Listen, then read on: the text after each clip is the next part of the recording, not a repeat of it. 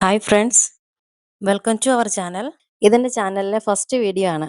ഞാൻ ഉദ്ദേശിക്കുന്നത് കോഡിംഗ് ഇഷ്ടപ്പെടുന്ന ഒരു ബിഗിനർക്ക് പോലും ഫോളോ ചെയ്യാവുന്ന രീതിയിൽ സ്വിഫ്റ്റ് പ്രോഗ്രാമിംഗ് ലാംഗ്വേജിന്റെ ഒരു ലേണിംഗ് സീരീസ് ചെയ്യുക എന്നാണ്. അപ്പോൾ ആദ്യം തന്നെ സ്വിഫ്റ്റിനെ പറ്റി ഒരു ഇൻട്രോ നോക്കാം. ഫസ്റ്റ് പോയിന്റ് ആണ് Swift is the modern programming language.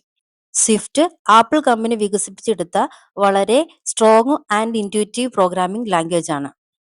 iOS, macOS, watchOS, tvOS എന്നിവ പോലുള്ള ആപ്പിൾ പ്ലാറ്റ്ഫോമുകളിലെ ആപ്ലിക്കേഷനുകൾ നിർമ്മിക്കുവാൻ ഒബ്ജക്റ്റീവ് സിക്ക് പകരമായി 2014 ഇത് അവതരിപ്പിച്ചത്. ഇത് ഓപ്പൺ സോഴ്സ് ആയതിനാൽ ലിനക്സ് പോലുള്ള മറ്റു പ്ലാറ്റ്ഫോമുകളിലും ലഭ്യമാണ്.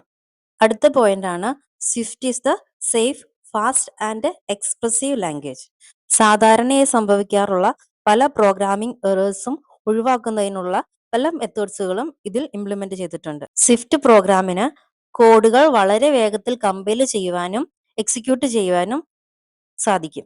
അടുത്ത പോയിന്റ് ആണ് നേറ്റീവ് ആപ്പിൾ എക്കോസിസ്റ്റം ഡെവലപ്മെന്റ്.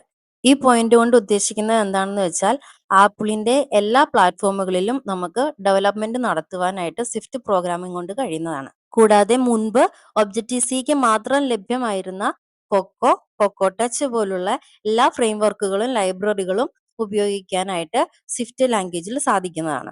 ഇത്രയുമാണ് സ്വിഫ്റ്റിനെ കുറിച്ചുള്ള ഒരു ബ്രീഫ് ഇൻട്രൊഡക്ഷൻ. അടുത്തതായി സ്വിഫ്റ്റ് പ്രോഗ്രാമിങ്ങിനായി ഉപയോഗിക്കുന്ന ടൂൾസ് അഥവാ IDE എന്താണെന്ന് നോക്കാം. പ്രോഗ്രാമിംഗ് കോഡ് എഴുതാനും ഡീബഗ് ചെയ്യാനും ആപ്പ് ടെസ്റ്റ് ചെയ്യാനും മൊത്തത്തിൽ ഒരു ആപ്ലിക്കേഷൻ നിർമ്മിക്കുവാനും ആവശ്യമായ എല്ലാ ടൂൾസും ഒരൊറ്റ സോഫ്റ്റ്വെയർ സംയോജിപ്പിച്ച ഒരു സംവിധാനമാണ് IDE. ആപ്പിളിന്റെ ഒഫീഷ്യൽ IDE ആണ് എക്സ്കോഡ്. എക്സ്കോഡ് നമുക്ക് ഫ്രീ ആയിട്ട് ആപ്പ് സ്റ്റോറിൽ നിന്ന് ഡൗൺലോഡ് ചെയ്തെടുക്കാൻ സാധിക്കുന്നതാണ്. അതിനായിട്ട് നമ്മൾ ആദ്യം ആപ്പ് സ്റ്റോറിൽ ലോഗിൻ ചെയ്യുക.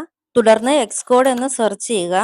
അപ്പോൾ കിട്ടുന്ന സെർച്ച് റിസൾട്ടിൽ നിന്നും എക്സ്കോഡ് സെലക്ട് ചെയ്യുക. ഞാനിപ്പോൾ ഓൾറെഡി എക്സ്കോഡ് ഡൗൺലോഡ് ചെയ്തിട്ടുള്ളത് കൊണ്ടാണ് ഇവിടെ ഓപ്പൺ എന്നുള്ള ഓപ്ഷൻ കിടക്കുന്നത്.